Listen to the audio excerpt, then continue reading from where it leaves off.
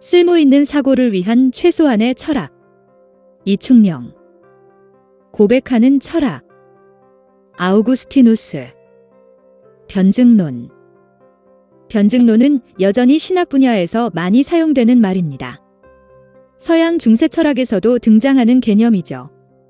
이 단어는 변증법과 비슷하게 생겨서 혼란을 일으키기 때문에 정확한 차이를 알아두는 게 좋습니다. 변증론은 영어로 apologetics로 변명하다라는 뜻을 가진 apology와 같은 어원을 갖습니다. 반면 철학에서 자주 말하는 변증법은 영어로 dialectics로 대화하다를 뜻하는 다이얼로그와 같은 어원을 갖습니다. 한국어로는 아주 비슷하게 보이지만 사실은 전혀 다른 개념입니다. 변증론은 서구 사회에 그리스도교가 퍼지는 과정에서 다른 종교를 가진 사람들이 여러 의심을 제기하자 거기에 이성적으로 납득이 갈 만한 반론을 제시하는 과정에서 발전했습니다. 즉, 변증론은 원색적으로 말하자면 변명의 논리인 셈입니다. 예를 들어 그리스도교의 신은 이 세상의 모든 것을 알며 모든 능력을 지녔고 완전히 선하다고 말해지는데요. 그렇다면 그렇게 대단한 신이 도대체 왜 이 세상에 악을 만들었는가 하는 의문이 자연스럽게 떠오릅니다. 왜 악한 사람이 존재해서 다른 사람들에게 고통을 주는 걸까요? 이런 문제들의 논리적인 답변을 내놓는 시도가 바로 변증법입니다. 철학자이자 그리스도교 성인인 아우구스티누스는 변증론을 가장 앞서서 발전시킨 사람입니다. 그는 악의 존재 문제에 대해 악은 실제하지 않는다는 답을 내놨죠. 우리는 평상시 악이 존재한다고 당연한 듯이 생각하지만 사실 악은 실질적으로 존재하는 건 아니라는 겁니다. 그의 주장에 따르면 정말 진실한 의미로 존재하는 것은 신과 인간의 영혼입니다. 그리고 그런 실질적 존재의 단계로부터 점점 멀어지는 육체와 감각의 영역에 이르면 도둑질이나 거짓말처럼 악으로 보이는 것이 생겨날 뿐이죠.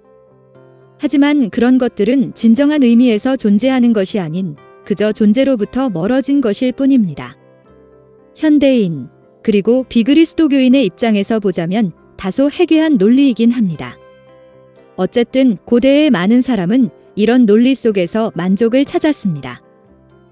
고대 로마 제국이 기울어가면서 서구 사회는 극심한 혼란에 빠집니다. 전쟁과 약탈의 소용돌이는 점점 더 심해졌죠.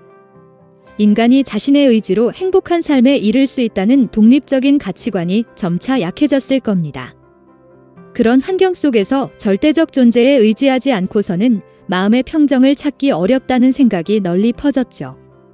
그리스도교는 바로 이런 요구에 응답했던 겁니다. 그리스도교에서는 신이 냉정하고 중립적인 우주의 원리가 아니라 인격을 갖고 인간의 목소리에 대답하는 존재입니다. 누군가가 내 목소리를 들으며 나를 신경 쓰고 있다는 종교적 교리는 혼란기 속 많은 사람에게 위안을 주며 영향력을 확대했습니다. 변증론은 감성뿐 아니라 이성에도 호소하는 역할을 했고요. 이후 감성과 이성 두 측면에서 사람들의 정신 속에 깊이 파고든 그리스도교는 서양 사상에 막대한 영향을 끼치게 됩니다. 앞으로 AI 같은 과학기술의 발전과 전쟁 등으로 세상이 혼란스러워질수록 사람들은 지금보다 훨씬 더 종교적인 마음을 갖게 될지도 모릅니다. 특정 종교를 받아들이는 게 아니더라도 눈앞에 보이는 것 이상의 초월적인 가치를 좇게 될 수 있다는 거죠. 그때가 되면 각종 형태의 변증론이 인기를 끌게 될 수도 있습니다. 인간은 단순히 가슴이 시키는 대로 믿는 것에 만족하지 못하고 항상 이성적 설명과 정당화를 찾는 존재니까요. 주의주의. 주의주의는 주지주의와 대립을 이루는 개념입니다. 모두 그리스도교 철학 안에서 주로 이야기되는 개념인데요. 거칠게 말해 주의주의는 인간의 지성에 대비해 의지의 역할을 더욱 강조하는 사고방식이고 반대로 주지주의는 지성을 더욱 중심에 놓는 사고방식을 뜻합니다. 고대부터 서양 철학자들 가운데서는 주지주의적 사고방식을 가진 사람들이 많았습니다. 사실 주지주의는 이해하기 어려운 개념이 아닙니다. 인간은 지구상에서 가장 똑똑한 동물로서 유일하게 지성이라고 불리는 능력을 지녔습니다. 예로부터 많은 사람이 이 지적인 능력을 특별하게 생각해왔고 인간의 가장 고유한 부분이자 결정적인 정체성으로 생각해왔죠. 그렇다 보니 지적인 능력을 바탕으로 인간 삶의 주요 주제들을 해석하려고 한 것은 이해가 잘 가는 부분입니다. 예를 들어 플라톤과 아리스토텔레스는 추상적인 지식 탐구나 지적인 관조 활동을 하는 것이 진정한 행복의 필수 조건이라고 생각했습니다. 에피쿠로스 학파와 스토아주의에서도 지적인 활동이 인간의 진정한 즐거움과 덕의 핵심을 이룬다고 봤죠. 이런 전통은 나중에 근대까지 이어졌습니다. 나는 생각한다. 고로 존재한다. 만족한 돼지보다 불만족한 소크라테스가 낫다. 같은 근대 사상가들의 유명한 격언들은 모두 지적인 성찰과 탐구 활동의 중요성을 강조하는 메시지를 담고 있죠. 이렇게 생각해보면 주의주의는 과연 뭘 의미하는 건지 궁금해집니다. 의지란 무엇이길래 지성보다 중요하다는 걸까요? 의지 개념을 철학 분야에서 처음 본격적으로 사용하기 시작한 사람은 아우구스티누스였습니다. 그 당시에 널리 사용되던 라틴어로 의지는 볼룬타스로, 오늘날 영어에서 자발적인이라는 뜻을 가진 발런테어리에서 그 흔적을 찾아볼 수 있습니다. 의지에 해당하는 영단어는 휘인데요. 이 단어는 일상에서 무언가를 할 것이다라는 미래 시제의 의미로 사용되죠. 그런데 이 단어는 독일어 볼렌과 어원을 공유하며 멀리 거슬러 올라가면 라틴어 볼룬타스와 연결됩니다. 아우구스티누스가 말한 의지는 인간의 영혼을 이루는 한 부분으로서 단순한 욕망과는 다르며 그렇다고 해서 이성적인 사고도 아닙니다. 욕망의 특징은 나도 모르는 새에 일어나며 어떤 대상을 향한다는 겁니다.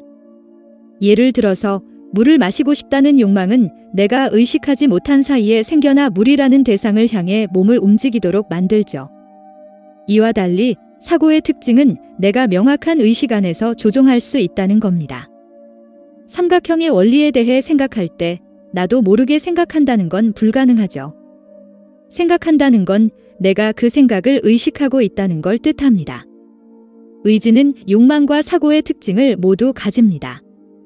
어떤 대상을 향하면서 의식에도 또렷이 나타나죠. 예를 들어 사과를 먹고자 하는 의지를 갖는다는 건 단순 충동적으로 사과로 향하는 게 아니라 명확한 의식적 지향점을 갖고 사과라는 목표로 향하는 겁니다. 아우구스티누스 이전 사상가들은 주로 인간의 내적 갈등이 욕망과 사고 능력 사이에서 벌어진다고 생각했습니다. 머리로는 하면 안 된다는 걸 아는데 자꾸만 몸이 그쪽으로 끌릴 때 인간이 고민을 겪게 된다는 거죠. 아우구스티누스는 다르게 생각했습니다. 그는 서로 상충하는 의지가 내적 갈등을 낳는다고 봤습니다. 도둑질하고 싶은 의지와 법을 지키고 싶은 의지가 동시에 있다면 내적 갈등을 겪게 되는 거죠. 무언가를 이론적으로 안다는 것만으로 어떤 고민을 겪게 되지는 않는 것 같습니다. 도둑질하면 안 된다는 걸 단순히 안다고 해서 고민이 들지는 않죠. 그 규칙을 지키고 싶은 의지, 혹은 그 규칙을 존중하는 다른 사람들과 함께 어울려 잘 살아가고 싶은 의지가 있는 경우에만 우리는 도둑질에 대한 고민에 빠지게 됩니다. 또한 단순히 욕망이 있다고 해서 내적 갈등을 겪게 되는 것도 아닌 것 같습니다. 도둑질을 하고 싶은 욕망이 있어도 법을 준수하고 싶다는 의지가 명확하다면 별 고민을 하지 않을 겁니다. 우리가 괴로운 고민에 빠지는 건 올바른 의지가 약해지고 잘못된 의지가 치고 올라올 때입니다. 아우구스티누스는 인간이 행복한 삶, 신의 뜻에 합치하는 삶을 살려면 의지를 올곧게 만드는 게 가장 중요하다고 생각했습니다. 단순히 많은 지식을 쌓는 것만으로는 부족합니다. 아무리 많은 걸 알아도 의지가 뒤틀려 있다면 악한 행동만 일삼으면서 살아갈 겁니다. 우리는 부패한 사람들에게서 이런 면모를 많이 봅니다. 그들 중에는 학식이 뛰어난 사람들도 덜어 있습니다. 평생에 걸쳐 많은 종교적 지식을 쌓은 종교 지도자도 있죠. 하지만 도덕적이고자 하는 의지가 없으면 그 지식을 활용해 악행을 저지를 뿐입니다. 이런 의미에서 아우구스티누스는 의지의 중요성을 무엇보다도 강조한 겁니다. 아우구스티누스의 주의주의적 관점은 믿음에 대한 그의 강조와도 연결됩니다. 그는 독특하게도 나는 이해하기 위해서 믿는다라고 주장했습니다. 신에 대한 믿음이 곧 세상에 대한 올바른 이해로 자신을 이끌어줄 거라는 뜻입니다.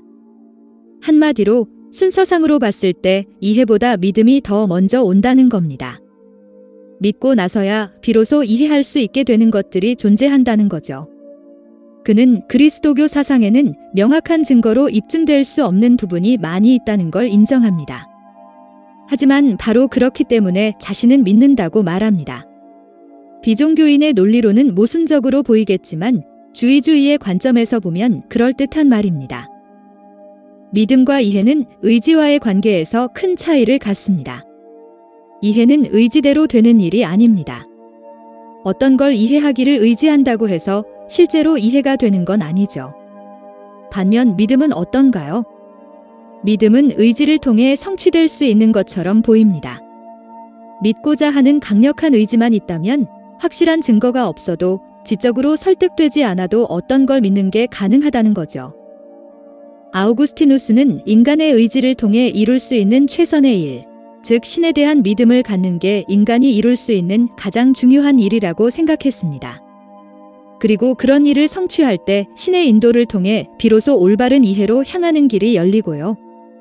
오늘날의 꿈은 이루어진다라는 사고방식의 원형을 우리는 아우구스티누스의 주의주의 사상 안에서 찾을 수 있습니다.